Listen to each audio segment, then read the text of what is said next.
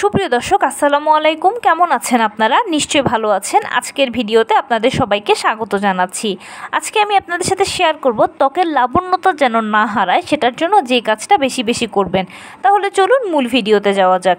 আমরা সবাই চাই যে আমাদের ত্বকটা অনেক বেশি লাবণ্যময়ী দেখা যাক, কিন্তু সময়ের সাথে সাথে ত্বকের লাবণ্যতা হারিয়ে যায়, ত্বক বুড়িয়ে যায়, আমাদেরকে বয়সের তুলনায় অনেক বেশি বয়স্ক লাগে। এছাড়া বিভিন্ন ধরনের দাগ ছোপ তো দেখাই যায়, উজ্জ্বলতা হারিয়ে যায়, আমাদেরকে দেখতে বাজে লাগে অনেক সময়। তো কিভাবে ত্বকের এই লাবণ্যতাকে ধরে রাখা যায়? ত্বকের লাবণ্যতা ধরে রাখার জন্য সবচেয়ে বেশি জরুরি হচ্ছে নিয়মিত ত্বককে পরিষ্কার করা। আপনি একটা জিনিস খেয়াল করবেন, যদি আমরা প্রতিদিন ঘর পরিষ্কার করি তাহলে আমাদের ঘরটা কী সুন্দর ঝকঝকে চকচকে থাকে, তাই না? সেরকম আমরা যদি আমাদের স্কিনকেও প্রতিদিন পরিষ্কার করি তাহলে স্কিন থাকবে ঝকঝকে চকচকে।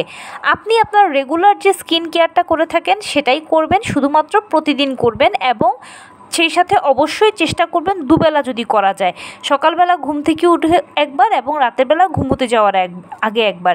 এই দুবেলা যদি আপনি স্কিন কেয়ারটা করতে পারেন বা আপনার ত্বককে যদি সহজ বাংলা কথায় পরিষ্কার করতে পারেন তাহলে ইনশাল্লাহ দেখবেন আপনার ত্বকের লাবণ্যতা কখনোই হারাবে না।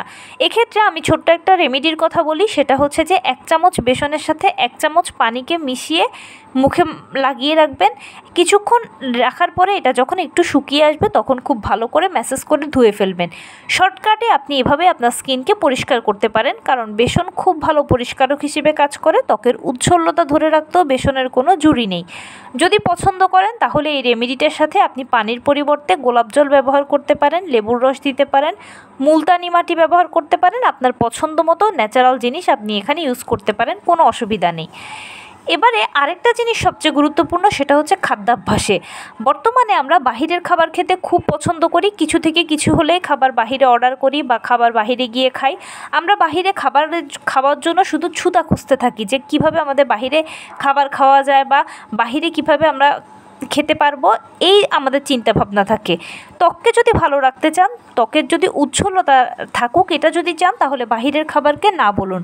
বাহিরের খাবারে ক্ষতিকর কেমিক্যাল থাকে যেটা ত্বকের জন্য ভীষণ ক্ষতিকর। ঘরে তৈরি করা খাবার খান, ঘরোয়া খাবারের উপর নির্ভরশীল হন এবং চেষ্টা করবেন খাদ্য তালিকাটা এমনভাবে রাখতে যেখানে প্রোটিন, ভিটামিন, মিনারেলস, ক্যালসিয়াম সকল উপাদানগুলো ঘুরে ফিরে থাকে। মৌসুমি ফলমূল, শাকসবজি অবশ্যই আপনার খাদ্য তালিকায় থাকবে, মাছ মাংস থাকবে, প্রতিদিন একটা করে ডিম ও 1 গ্লাস দুধ নিয়মিত খাবেন। খাদ্য তালিকাটা যদি এভাবে মেনটেন করতে পারেন তাহলে ইনশাল্লাহ দেখবেন যে আপনার ত্বক ভেতর থেকেই সবসময় গ্লো করবে। আর ভিটামিন সি জাতীয় খাবার খাওয়ার কথা কিন্তু ভুললে একেবারেই চলবে না। ভিটামিন সি স্কিন ও চুলকে ভালো রাখতে সহায়তা করে। তো এই ছিল আজকের ভিডিও। কেমন লাগলো বলুন? যদি ভালো লেগে থাকে ও হেল্পফুল হয়ে থাকে তাহলে প্লিজ লাইক, কমেন্ট, শেয়ার করতে একদম ভুলবেন না। আর সেই সাথে আমার চ্যানেলটিকে সাবস্ক্রাইব করার বিনীত অনুরোধ রইল। পাশে থাকা বেল আইকনটি ক্লিক করে দেবেন যেন আমি ভিডিও আপলোড করার সাথে সাথে আপনারা নোটিফিকেশান পেয়ে যান। যদি কোনো প্রশ্ন থাকে কমেন্টসে জানাবেন, আমি রিপ্লাই দেব। প্লাস যদি কোনো পরামর্শ থাকে যে কোন বিষয়ের উপরে ভিডিও বানালে আপনারা উপকৃত হবেন সেটাও জানাবেন। আমি আপনাদের পছন্দে সর্বোচ্চ প্রায়োরিটি দেব। ভালো থাকবেন, সুস্থ থাকবেন। আসসালামু আলাইকুম।